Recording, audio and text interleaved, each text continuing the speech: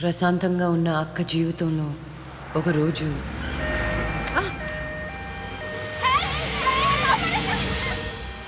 అంబులెన్స్లో అమ్మాయిల ఫాలో అవ్వు. జాగ్రత్త.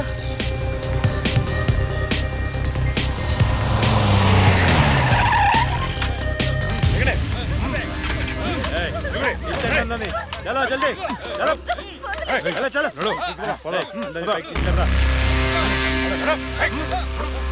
అంతా ఓకే అన్నా తీసుకొచ్చా అందరినీ. ఏం ప్రాబ్లం రాలేదు కదా? అంబులెన్స్ లో అమ్మాయిలు ఉంటారని ఎవరు గెస్ట్ చేస్తారన్నా? ఏయ్ వీళ్ళందరినీ ట్రక్కులు ఎక్కించండి. ఆ దుబాయ్ షేక్ గాడు ఒక్కడే ఫోన్లు. అసలు అది అరవకో.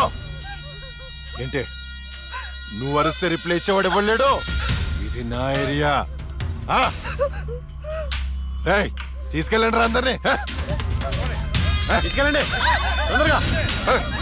పోవే. Stop it.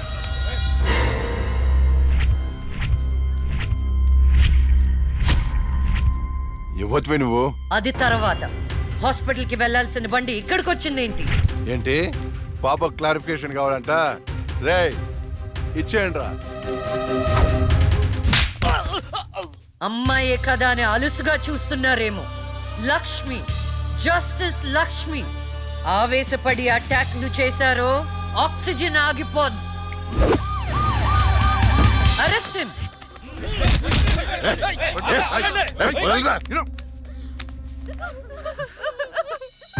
అయ్యో ఏడవకండి అమ్మా, ఏడవద్దు, ఊరుకోండి, ఏడవద్దు. వీళ్ళని స్టేట్ హోమ్ కి తీసుకువెళ్ళండి. వీళ్ళ పేరెంట్స్ ఎవరో కనుక్కొని వాళ్ళకి అప్పచెప్పండి. నిన్న స్వామీజీ దగ్గరికి వెళ్తే టైం బాగుందన్నాడు. ఏంటి ఇలా జరుగుతుంది? అమ్మాయిల అక్రమ రవాణా కేసు మినిమం 10 సంవత్సరాలు శిక్ష పడుతుంది. నిన్ను శిక్ష ఎన్నేళ్లు పడుతుందని అడగట్లేదు, నన్ను శిక్ష నుంచి తప్పించగలవా అని అడుగుతున్నా. తప్పించడానికి అక్కడ ఉంది ఎవరు? ఎవరు? లక్ష్మీ బాంబ. అంతేగా? చాలా కరెక్ట్ ఇన్ఫర్మేషన్ చెప్పావు నాయన. నా కేసు వాదిస్తే నువ్వెంత డబ్బు అడిగితే అంత ఇస్తాను. వాదిస్తాను, కానీ గెలుస్తావని నమ్మకం మాత్రం లేదు. కానీ నువ్వు గెలవాలి. నువ్వు గెలవాలి అంటే లక్ష్మి నీకు ఫేవర్ గా జడ్జిమెంట్ చెప్పాలి. ఇదే నేను నీకు ఇచ్చే సిన్సియర్ సజెషన్. వస్తా ఏమయ్యా, వస్తా.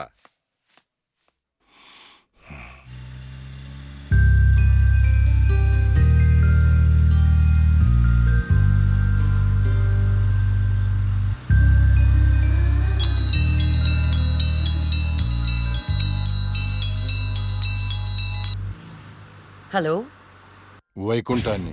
నా కేసు విషయంలో పోలీసు నుండి లాయర్ల వరకు అందరూ నా చేతుల్లో లేదు, నా చేతుల్లో లేదని చేతులు ఎత్తేస్తున్నారు. కారణం నువ్వంటే భయం. ఆ భయాన్ని కోరేట్ ఫిక్స్ చేశాను. కోటి రూపాయలు. నువ్వు రేట్ ఫిక్స్ చేసింది వాళ్ళల్లో ఉన్న భయానికి కాదు, నాలో ఉన్న నిజాయితీకి. నువ్వు కోటి పక్కన ఎన్ని సున్నాలు పెట్టినా దాన్ని కొనలేవు. ఏ జడ్జి, ఏయ్, ఏంటే నీ పొగరు? డబ్బుంటే ఏదైనా కొనొచ్చనే నీ మైండ్ సెట్ క్యాన్సర్ కంటే డేంజర్. దానికి ఆల్రెడీ ట్రీట్మెంట్ స్టార్ట్ చేశా. ఏంటి నువ్వు చేసేది? కొన్నాళ్ల పాటు జనాల మధ్య తిరగకుండా ఊసలు లెక్క పెడుతూ చిప్పకూడు తింటే ఆటోమేటిక్ గా సెట్ అవుతావు. నిజంగానే ఇది లక్ష్మీ బాంబు.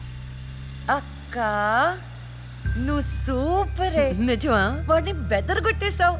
హై ఫై.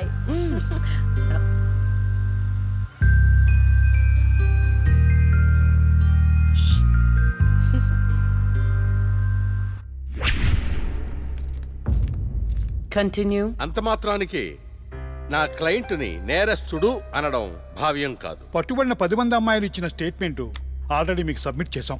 న్యాయాన్ని గెలిపించండి. సాక్ష్యాధారాలన్నీ పరిశీలించిన మీదట వైకుంఠం అనబడే ఈ ముద్దాయికి ఐపీసీ 302 సెక్షన్ ప్రకారం 7 సంవత్సరాల కఠిన కారాగార శిక్ష విధించడమైనది.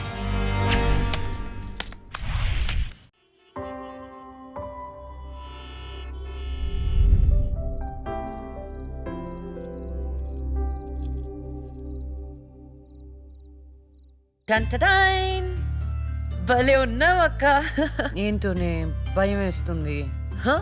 జస్టిస్ లక్ష్మికి పెళ్లి చూపులంటే భయమా? అంతే మరి. నువ్వు కూడా నాతో రావే. నువ్వే అది నీ పర్సనల్ ఇష్యూ, నువ్వే చూసుకో. అంతేనా? నీకేంటక్క, నాదిష్టే తగిలేటట్టుంది. నువ్వు బంగారం.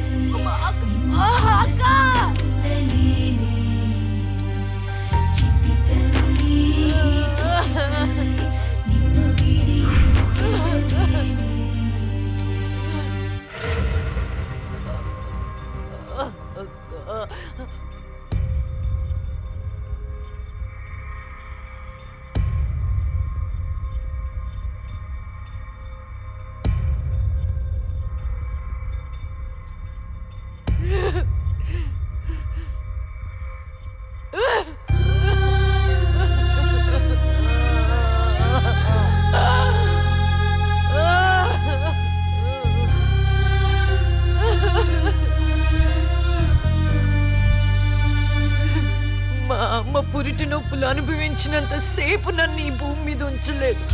పుట్టగానే చంపేశావు. పోనీలే, అక్క పుట్టింది.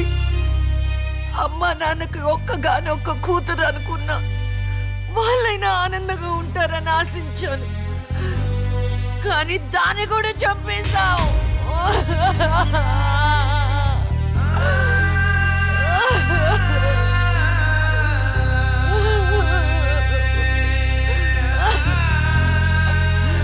అసలు వాళ్ళు చేసిన తప్పేంటి? అమ్మ రోజు నీకు పూజలు చేస్తూ ఉపవాసాలు ఉండటమా? ఒంటరిగా ఈ వయసులో వాళ్ళు ఎలా బ్రతకాలి?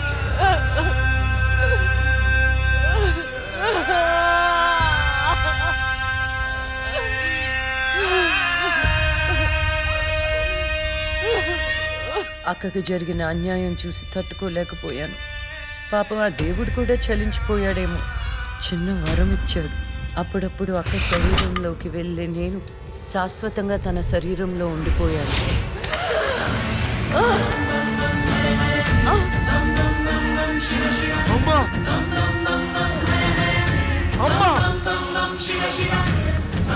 అమ్మా లక్ష్మి, నువ్వు బతుకున్నావా? అమ్మా నా తల్లి బతుకుందా?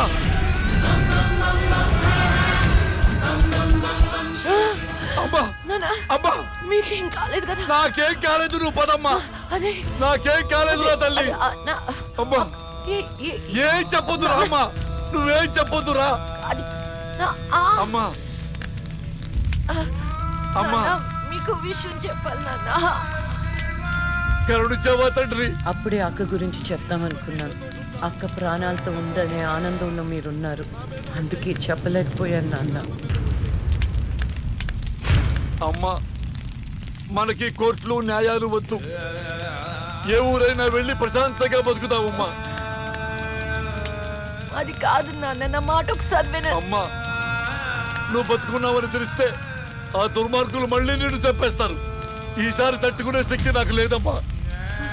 ప్రజల దృష్టిలో జస్టిస్ లక్ష్మి చచ్చిపోయింది. నా దృష్టిలో నా బంగారు తల్లి బతుకుంది. అమ్మా, ఇన్నాళ్ళు జనం కోసం చాలా చేశావు. ఈ ఒక్కటి నా కోసం చెయ్యమ్మా. ఈ ఒక్కటి నా కోసం చెయ్యి తల్లి. అది కాదు నాన్న, ఒట్టేయి తల్లి, చెప్పేది ఒకసారి వినండి. ఒట్టేయి తల్లి, ఒట్టేయి తల్లి, ఊ చెప్పు తల్లి.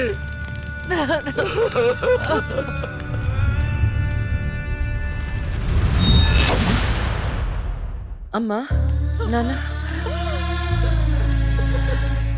అమ్మా ఏడవద్దు, అమ్మా ఏడవద్దు. నాన్న ఏడవద్దు నాన్న. అక్కని చంపి ఈ కన్నీళ్లకు కారణమైన వాళ్ళని వదలను. వద్దమ్మా, వాళ్ళు అసలే రాక్షసులు, నిన్ను కూడా చంపేస్తారమ్మా. వదలొద్దమ్మా, వదలొద్దు. మీ ఎక్కని చంపిన వాళ్ళకి శిక్ష పడాలని మనస్ఫూర్తిగా కోరుకుంటున్నా. ఏమే, నా బిడ్డ మీద నాకు మనస్ఫూర్తిగా నమ్మకం ఉంది. అమ్మా, మీ అక్క ఏ న్యాయాన్ని నమ్మిందో దాన్ని నువ్వు బతికించాలి, బతికించాలి.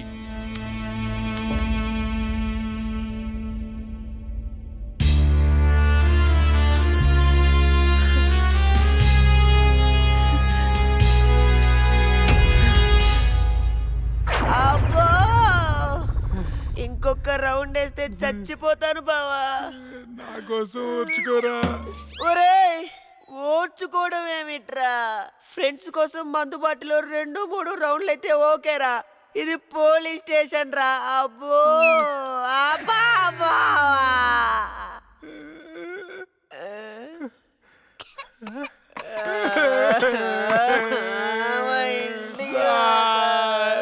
ఏంట్రా ఏం డిసైడ్ అయ్యారు?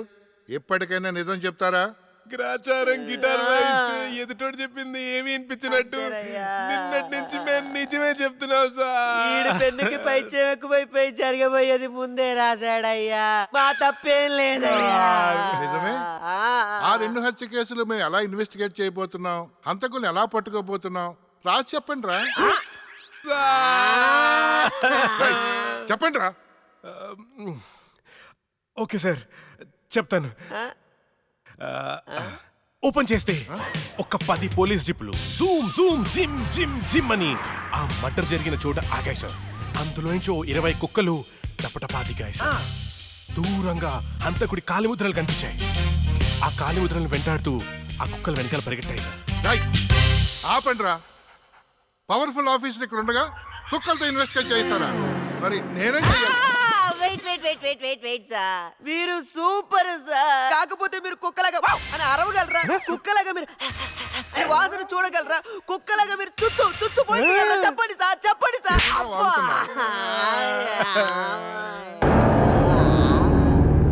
రేయ్, ఈవిడ మీకెలా తెలుసురా? రే తను తను నా షార్ట్ ఫిల్మ్ లో హీరోయిన్ సార్. నా స్టోరీలో దయ్యం క్యారెక్టర్ సూట్ అవుతుందని తీసుకున్నాను సార్. అది నిజంగానే దయ్యం సార్. నిజం సార్.